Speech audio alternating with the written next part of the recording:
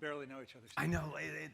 So some context and full disclosure, I just pieced together that we both sort of committed in a way to Tesla on the exact same month, June in 2006, where he joined as the first non-engineer at the company, which is an interesting history, almost no automotive people and almost entirely engineers. And the first venture round closed in that same month, where we became involved with the company and been involved ever since. What we're not sure of is whether I came in before or after the round closed. I'm going to have to go back and check. Yeah, we don't know which came first, but it was in the same month. Yeah, exactly. And so he committed to a company that no one had heard of, was not on anyone's radar screen. So maybe to start, before we get to Tesla and the company, tell us your story. How did you connect with Tesla, and what motivated you to seek them out? So it actually started a couple of years prior. In a burst of enthusiasm, patriotic enthusiasm after 9/11, I went off to Washington looking for an opportunity to work in national security. And I had the great good fortune to have a great boss and a great job. I was Chief of Staff for Political Military Affairs. But there I had a front row seat for what was happening in Iraq and Afghanistan. Started thinking very hard about how we got to where we were. The first job every day was frankly reporting the casualty statistics from the field, our guys getting killed. And as I started thinking about root cause analysis, it all came back to oil. I decided that I wanted to do something about oil intensity in our economy on the other side of my experience in government. Came back to California looking for that opportunity, assumed that if there was anyone doing anything disruptive in the transportation category, it would be here. Was a little bit frustrated for a while because I wasn't finding such a project, but one day picked up a thread about a project where a couple of guys, very bright engineers, were looking to combine two things. One, lithium-ion technology, but as found in a commodity cell. So something that was already the core and most difficult aspect of the vehicle, the energy storage. We were already tapping into an existing industry dynamic, as well that we were packaging it, they at the time, in a really exciting, compelling product. It was going to be a sports car. And that seemed to me, both of those seemed to be very logical things to do, and an excellent platform to basically, I mean, there's no other way to put it, to thumb our nose at the existing industry and maybe on a good day inspire some new thinking and some change. That's right. From the very beginning, the company's had what some would call a purpose-driven mission to help catalyze and accelerate the entire industry shift to a future where all vehicles are electric, where the internal combustion engine is history. It's a peculiar positioning. I would think it motivates employees. It certainly gets fans and supporters excited, but from a business perspective, it's an interesting starting point, right? It is, but you know, for me, at the point I found myself in my career, the idea of mission and attaching myself to a mission, however wild, was really appealing, much more compelling than had I come to it earlier. But what I will say about mission, whether it's mine or anyone else's at the company, is that it was super strong. It was the most passionate thing that any one of us held at the time, and it frankly sustained us through difficult times. I mean, starting a car company is crazy. It truly is. It makes no business sense, given the barriers to entry, given the track record of folks who've tried. And it was the sense of mission, the mission to catalyze a new technology, in this case, electric vehicle technology. And whether you came to it from a starting point of national security or issues with climate change or other factors, or simply the passion to introduce new technology and to do it in an exciting way, it's the thing that we all had in common. It's the thing that kept us going during the darkest hours. Yeah, maybe that would be a good segue to those dark hours. When you're a game changer, it's not always that easy. There's a reason the game's played the way it is. There's a lot of vested interest in keeping the game played the way it is. And right? that's when things are going well. They're just trying to kill you. Yeah, if they're just trying to keep you out, or if they're ignoring you, that's one thing, and it's on you to sort of get their attention and make some progress. But in 2008, the general economy went into a tailspin, largely led by the automotive industry. It was not at all certain whether some of the biggest players in the industry were going to survive that, let alone little old us, and so there was that crisis, other crises associated with internal things, engineering challenges we encounter, but it's been a challenging road for sure. That's right. That's right. It's actually interesting when you think about it today. I hadn't planned this. I hope it doesn't go horribly wrong, but I'm curious, how many people have seen a Tesla today on your drive? I'm just curious. Take a moment to think. And there's some who wouldn't necessarily know what it looks like, potentially, and so it's I think they're known as kind of Corollas, bizarre so in the business. I mean, I once saw 4 red ones at the same time on the road, not parked, but just randomly. It was like, wow. So clearly a lot has changed, right? And hence the award tonight. And by the way, for those who don't know, Diarmuid runs business development, is vice president of this, and because of all kinds of things that happen on many different fronts, finds himself on the political front lines, on partnership front lines, just about everything business-wise in the company. So there's a far-ranging set of things we could talk about. But let me start with why the new Entrant is the game changer, just in general, with Tesla as an example. And I think if you ask people in Silicon Valley, what are the 2 most innovative automobile companies today, or automotive technology companies today? And by innovative, meaning going to make a difference to the planet, meaning technologies and or companies for which history books are likely to be written. And I happen to know there are books being written about these 2 companies. Tesla and Google come to mind, which is kind of interesting.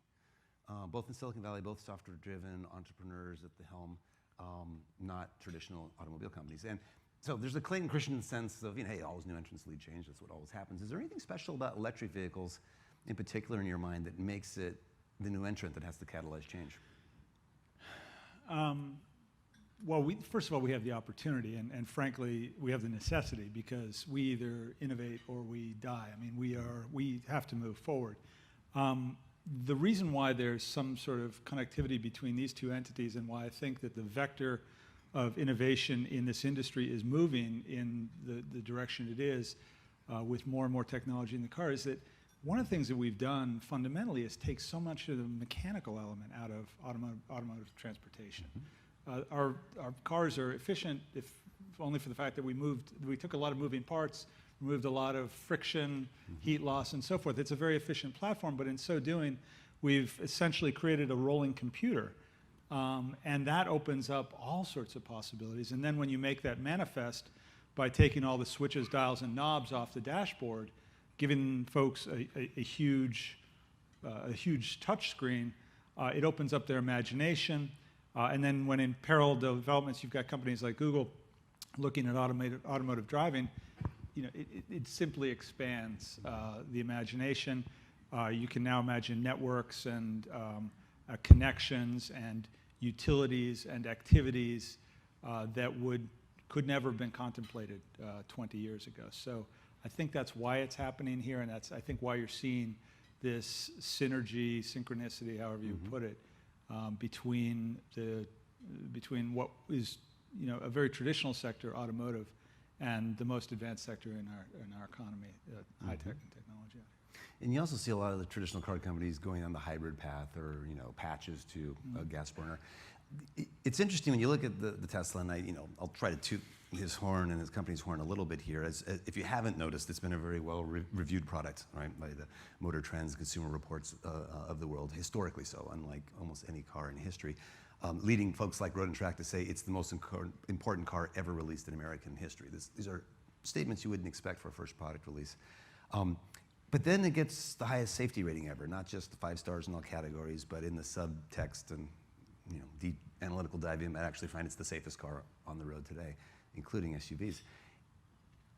Is this good luck, good engineering, or something special about EVs? I mean, the other fact is there aren't any other pure EVs, meaning they can't be a gas car. They were only meant to be electric from the ground up. Is that the answer, or is it some combination of all 3? I think when your back is to the wall and you have no choice but to go forward because your survival's at stake, when you have passionate and visionary leadership who, and in this case I'm talking about an individual, will brook no compromise, and then you take a very logical, clinical perspective on what you're doing, devoid of emotion, where you say, okay, if I'm going to do the next generation vehicle, what would be the necessary requirements for success, you would quickly fasten upon, one, it's got to have a strong value proposition in terms of the pure economics. Two, it's got to be exciting and attractive. And three, because it's a conveyance that moves at high speeds and carries your beloved children and family members, that it must be safe. And so these become your primary and necessary design requirements. When you marry that to the necessity of surviving and a leadership which will insist that damn the torpedoes, we're gonna hit these marks whether people tell us it's reasonable to do so or not. You've got a formula for success. Interesting. So you credit if I'm hearing you, a large part of it to the entrepreneurial sort of startup game that may be familiar to software companies, but long lost in enormous multi-billion-dollar multinationals. Yeah, I mean, look, in the automotive industry is the paragon of an incumbency, which has developed in all sorts of, and in the U.S. in some particularly negative ways, in some regionally defined ways, but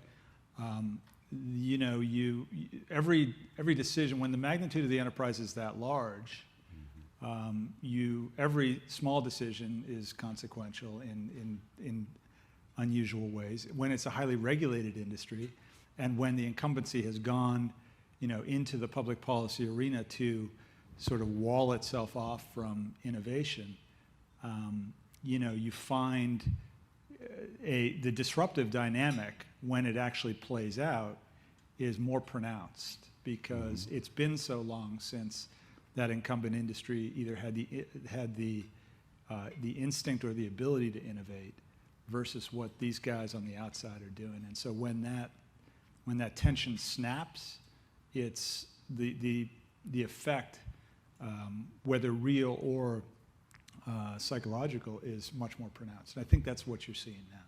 That's an interesting point.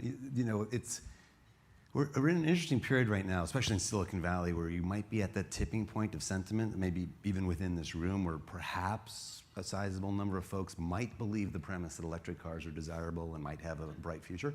And it was not that long ago when that would have been a distinct minority opinion, and amongst automotive incumbents, an absurdity, right? You can see the sentiment changing, right? Regionally, locally, some OEMs maybe more than others. So there's been some resistance. If I think about what most people have said most often, either potential buyers or like, well, I'm not sure it's for me, it's this thing that they call range anxiety, right? And I've driven an electric vehicle now for 5 years, and I charge nowhere but home because it's a Tesla, and the whole concept is absurd. But everyone thinks they're going to do a road trip across the country, who knows why, and want that freedom. So obviously there's been this brilliant, in my opinion, marketing program of the supercharger, which is a way perhaps to take that issue off the table. I'm curious, in your mind, do you see that initiative as primarily a wonderful way to address the primary resistance to sale, if it is that even in your mind, or do you really see it as, hey, that's an important capability that's going to really differentiate one vehicle over another? I would be lying if I said that I wasn't personally surprised at how impactful that capability has been.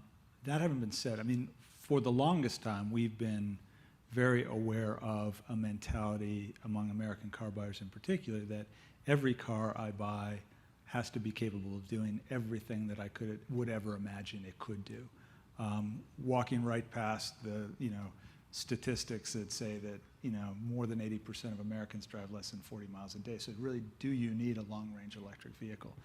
But I think, and with the range of whether it was the Roadster, now the Model S, more than satisfying anybody's reasonable daily driving requirements, I think that the supercharger, that last, it's not a last mile solution, but that it's the conclusion on the whole argument and satisfies that psychological concern that everybody has had, that I'm going to be giving up something by adopting the new piece. So whether people ever use a supercharger I think is a triviality compared to the effect Peace that of it's mind. having. Yeah. So one last question before we wrap up, maybe an important one for everyone here. What do you see as the future of electric vehicles? We've made some progress. We have one car. Clearly, no one would expect that this is the end of the story for Tesla or for others. What do you see in the cards, both in the U.S., internationally, product features? What's going to be exciting in the EV space over the next decade or so? Well, one of the things I think is going to be exciting is that I think we've truly now reached the point where electric vehicle technology has been validated in the marketplace. So we're going to continue to push along at Tesla to introduce more and more economical products, excuse me.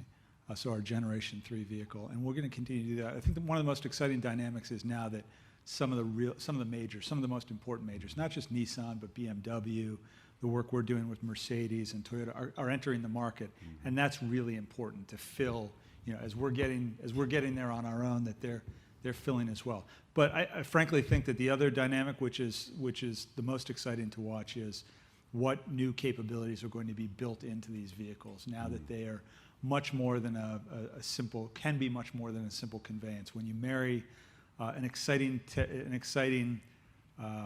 technology to get you around with an exciting technology that can connect you to the world, it's almost a continuum in that respect.